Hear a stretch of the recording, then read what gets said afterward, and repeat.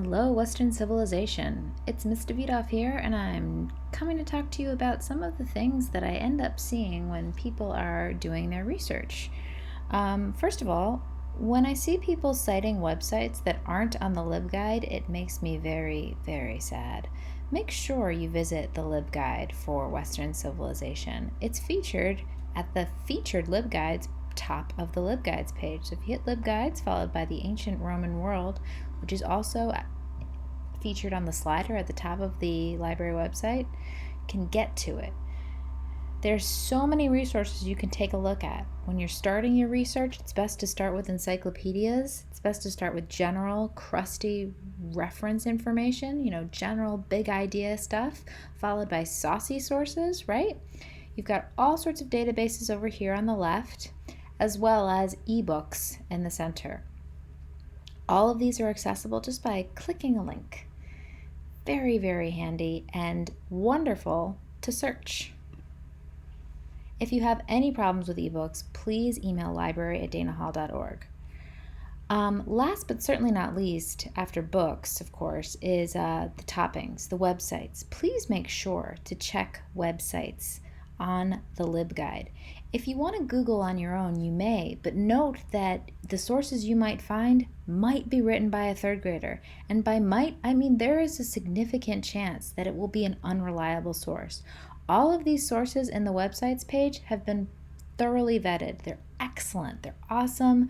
I would say I stand by them. Some of them don't have authors, and that is a problem with some of these websites, but that's always going to be the case with websites, which is why it's easier to cite books and databases and encyclopedias. But if you get into the toppings phase, which is where the really good, juicy, detailed stuff comes, sometimes you'll have to deal with not having an author, and that's okay. The uncertainty is okay. But randomly Googling ancient Rome is going to lead you down some really dark paths. So I would highly recommend you do ancient Roman research on the LibGuide. Other things that I've been seeing are some LibGuides or bibliographies that are slightly suspect. So aside from websites being poorly cited, and of course send a website question on to library@danahall.org if you have any questions, but I've been seeing people citing books or ebooks without saying what chapter or section they looked at. So when you cite a book, right? Let's say you cite a book, and there's the book, printer in hand. Now, maybe you're citing an ebook, and all of our ebooks are provided through databases, so make sure to select database. Make sure that you select chapter or section. Otherwise, it looks like you read the entire book. And ladies, let's be real. I hope you don't read the entire book about the history of ancient Rome. That would take up a lot of your day, week, month, and I wouldn't want that for you. I want you to be sure to say which chapter or section you used, right? So down here.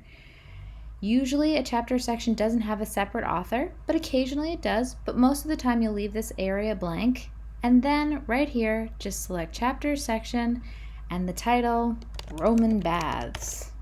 And the pages. If there are no pages, leave it blank. But frankly, I would so much rather you know that this is a possibility. If you've read 3 or more sections from a book and it doesn't involve just one chapter or section, then you can cite the entire book. But again, if you have a question about this, email library@danahall.org, talk to your teacher. In general, I'm seeing people missing that more than anything else, as well as the publication year. It's in every book, ladies. Also, if you're looking for a publication date in a website, it's always at the bottom. It also can be called copyright. So if you need a publication year, scroll to the bottom. Those are the things I'm seeing the most. I think best thing to do today, make sure you use the LibGuide. Don't go to Google. Start with the LibGuide. If you're really, really desperate and you need Google, you can use it. But I think it would be your last resort, not your first.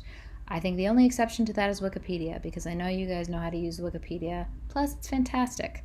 And you know that there are some secret lies there, so keep your eyes peeled. All right, ladies, questions, go to library@danahall.org. Email me, email that email your teacher, ask for help.